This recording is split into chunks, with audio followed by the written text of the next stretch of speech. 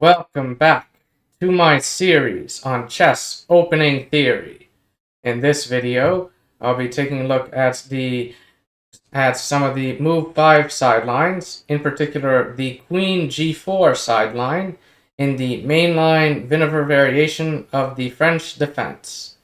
So the French defense is when we have the moves E4, E6, D4, D5, and the Winawer is when we have knight to c3, bishop to b4, and the mainline Winawer is when white now plays pawn to e5.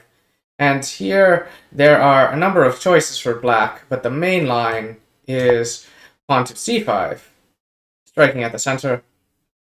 And here there are a number of choices for white on move 5, some of which transpose to each other at times.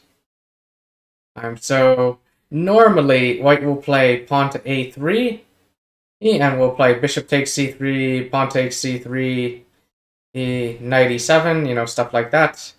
But there are a couple of sidelines, after all that. And there are also choices with bishop to d2 and d takes c5.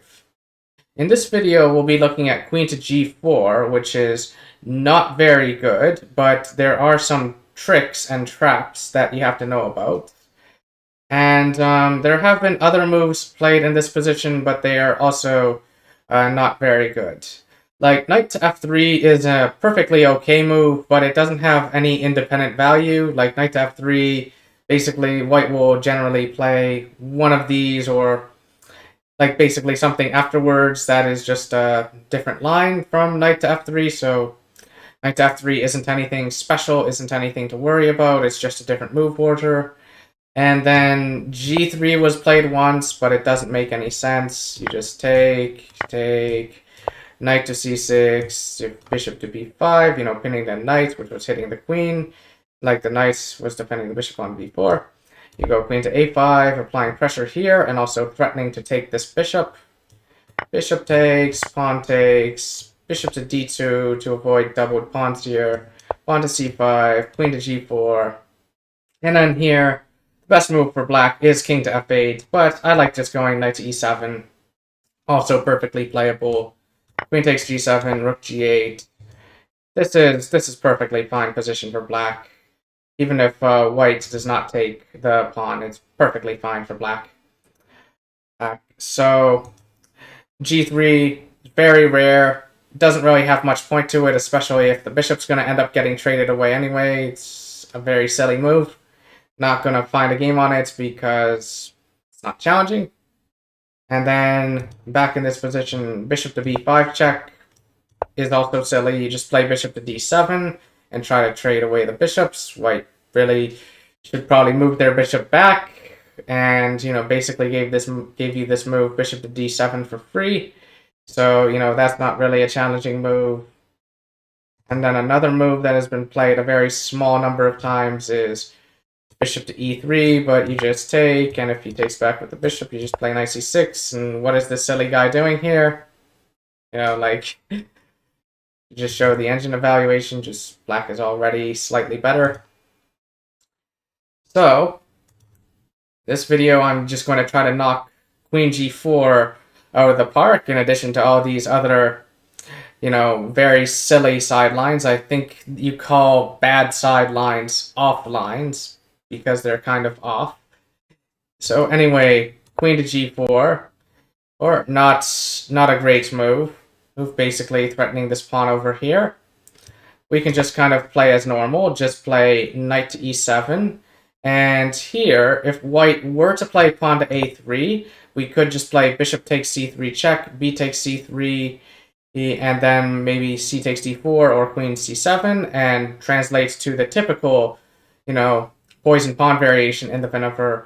But with this particular move order, black also has another option in the form of queen to a5, basically pinning the pawn to the rook and applying some more pressure onto this knight, essentially threatening to win the knight, in fact. Because, if white takes back with the pawn, you fork the king and rook. So basically, back in this position, pawn to a3 would be bad move order choice for white. And white could play knight to f3 here. That has been played before. And then best thing is to just to play c takes d4. And if white takes back with the knight, since taking with the queen would be silly, and taking this pawn, white doesn't have time for because he just threatened the queen, and you're also threatening the knight. So if white takes back like this, there are many decent choices for black in this position. Knight to d7 is what Grandmaster Geary recommends, hitting this pawn, threatening to win it. If white takes here, you just move your rook, and then you'll probably win the center pawn, which is more valuable than, these two pawns, all that kind of stuff. So generally, queen g3. And now, in this position, best move for black is actually just a castle.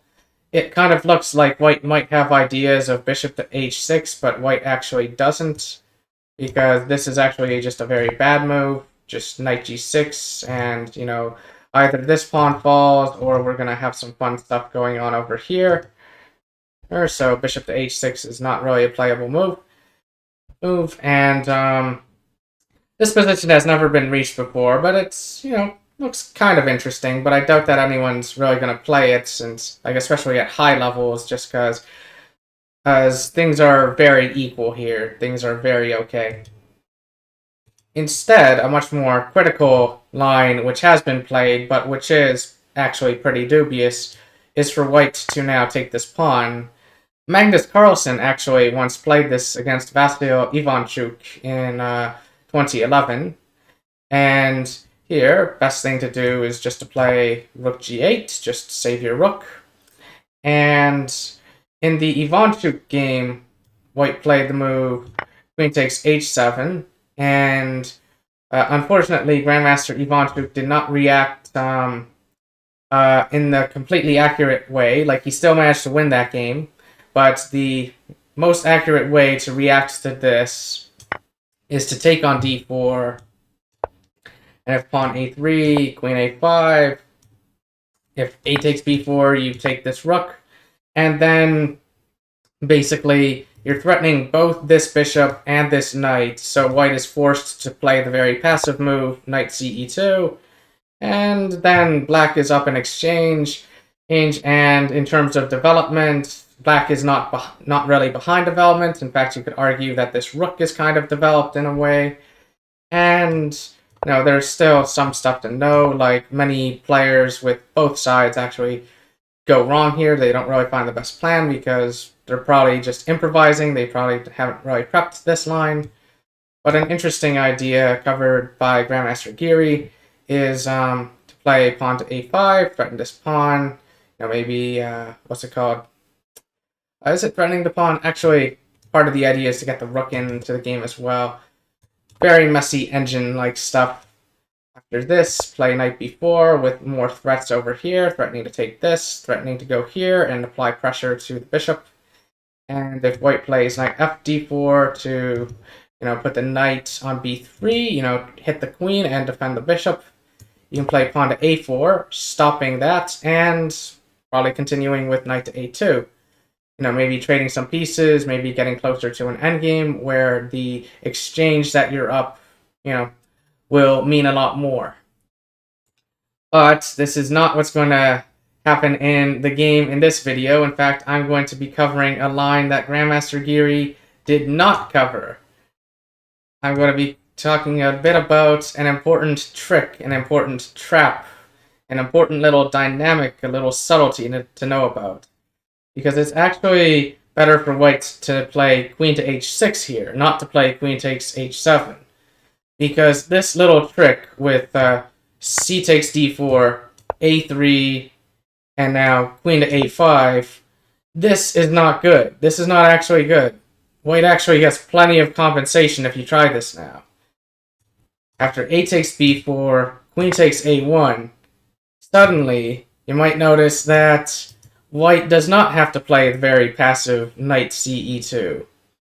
White can instead go for knight to b5, with all sorts of nasty ideas now, and then, black has to play pretty accurately in order to stay in the game, and I really do not recommend this. Basically, the best move here is knight to f5, hitting the queen, The queen has to stay on this diagonal. There's no time to take here because the bishop will fall. So after queen to d2, in this position, the best move for black is king to d8, and that's not a very pleasant move to make or a pleasant move to remember.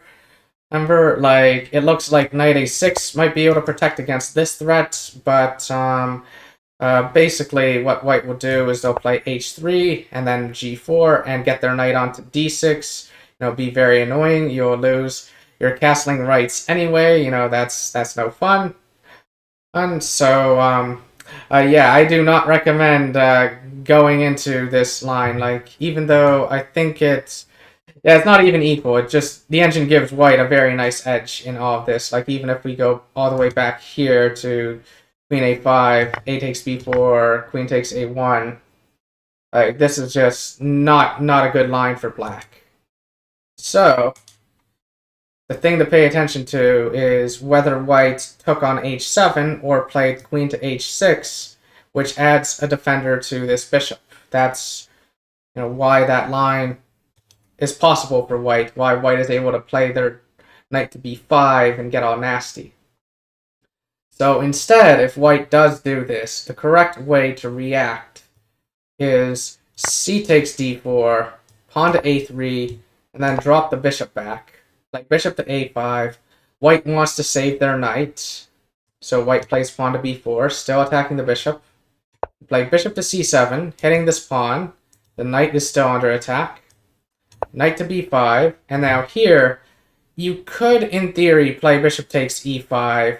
Like, from a practical standpoint, you're probably okay if you do that. The engine doesn't like it, but if you're playing against a human, you're probably okay if you play bishop takes e5. But pawn to a6 is perfectly fine. I like pawn to a6. It's the best move. And basically, the idea is to first kick this knight away and then take on e5. And we're not afraid of this trade here because the queen will be hitting these two targets, and white really should stop. Like, white can't stop both, and white really wants to stop both, but can't because, like, queen takes e5 check is very nasty. You have pawn to d3 coming with a discover an attack on the rook. So, and probably winning something on e2 if white blocks with something there, that's just very unpleasant. So knight takes c7 check is not something to be afraid of. And basically back in this position where we play pawn to a6, if white instead plays knight takes d4, which is what happened in the game, black can play bishop takes e5 now, and the difference here is that white's knight is less active or less menacing than it was on b5, where there were ideas of it coming to c7 and stuff. Like, back in this position, according to the engine, the best continuation is like knight f3, bishop g7, queen f4, and then knight f5, ignoring this. And, like, this is just not something I understand. This is strange. I much prefer, back over here, just playing a6 before taking this pawn. So knight takes d4, bishop takes e5, and before continuing, I thought that I should just introduce the players. So with the white pieces, we have Thomas John Beach, who is a British player of the past. He was a school teacher and also a tournament director at one point. Sadly, I don't have that much information about him, but I did manage to find some. And with the black pieces, we have FIDE Master Peter Lee, who is also a strong British player of the past. Like, he might still be alive, but he doesn't really play chess anymore. Or, like, he did have a fair amount of success in chess. In fact, he actually won the tournaments that this game was played at, the British Chess Championship. But later, he kind of lost interest in chess and got into bridge instead, where he also had a very good amount of success. And outside of chess, if I recall correctly, he works as a consultant on medical statistics and epidemiology. I can't pronounce that word. Epidemiology, I think. So, medical research related to the effects of tobacco, if I remember correctly. And yeah, I was very happy to find more information about black, and also this was probably one of this was a very well played game by Black. Like, Black played very accurately, so I'm really looking forward to showing it. And this particular game was played at the British Chess Championship in Hastings in 1965, and more information about the players and the event can be found in the video description. So now back to the game. So in this position here, Black has played bishop takes e5, destroying White's last center pawn, and attacking the knight with tempo and with a nasty pin, pinning the knight to the rook. All good stuff. White decided to play knight gf3, pretty intuitive move, defending the knight, attacking the bishop. Black played knight f5, attacking the queen, and also attacking this knight. Knight really doesn't want to take because of this. And, there unfortunately would not be a check on g7 because the bishop would still be covering that square. So White now played queen to d2, just adding another defender to the knight. And Black was like, you know what? I would like to just trade all this stuff. Since, my king's a little bit open, I'm a little bit worried about being attacked and stuff. And White's development is actually kind of just really bad right now. Black's got their rook out, and Black's got these nice center pawns, and Black is developing with tempo. So Black plays knight c6, White plays queen d3.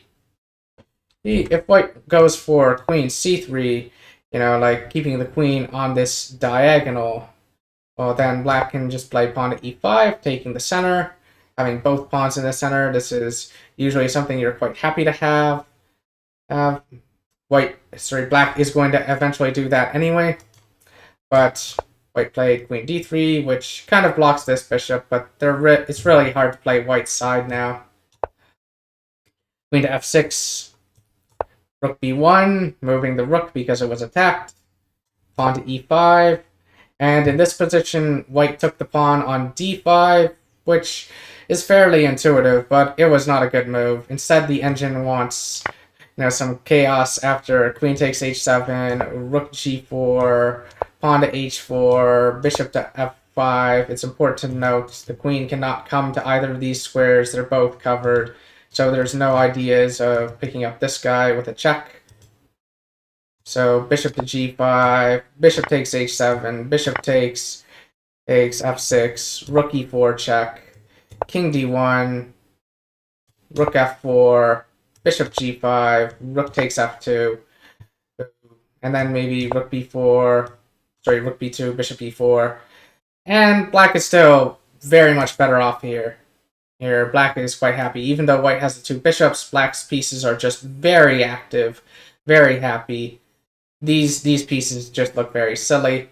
White does have the passed h-pawn, but I don't think White's going to actually be able to make anything of that just because Black has the center and Black has an advantage in the form of piece activity. But this is not what happened in the game. Instead of White playing queen takes h7, which was best according to the engine, White played queen takes d5, much more human move, but also quite a bad move because it allows Black to develop with tempo. We have bishop to e6, queen goes back to d2. Engine wants a trade here, but this trade again runs into problems with just the fact that Black is so strong, so active here, so many threats. Black is going to win back the pawn, have the better pawn structure, and just have very, very active pieces. So instead of doing all that, instead of playing queen f3 with a queen trade, White played queen d2. Black played rook d8, developing another piece with tempo. Queen to e3, knight to d4, rook to b2, bishop to f5, bishop to d3, trying to stay in the game. Problem with bishop to d3, of course, is it hangs this guy. Rook takes g2, pawn to c3, The engine hates this move. Engine instead wants pawn to b5, which is a very strange move. There are lots of moves black could play here. Black can even just ignore it with pawn to a5, but that's not what happened in the game. Pawn to c3. Problem with pawn to c3 is that it loosens this bishop over here. Black plays bishop takes d3. White can't take back because knight f3 check and, would win the queen. So we have c takes d4, rook takes d4, another piece gets into the game. This is why pawn to c3 was quite bad. It's just because white's kind of opening up their king, white can't castle, and black is attacking white. We have pawn to f3, trying to maybe trade the rooks off the board, try to get rid of all these attacking pieces. Queen to h4 check. The king doesn't really have many good squares to go to. In fact, if king d1, there's bishop c2 double checkmate. So rook f2 is more or less forced. And in this position, black made the only move that the engine didn't like, which is rook d5. But this move is by no means an inaccuracy. Like, basically the point of rook d5 is just to defend this pawn on e5. Engine wants black to play pawn to f6, but as you know, you should never play f6. Anyway, queen to a7, bishop to b5. White's trying to make something happen over here, but it's not going to work.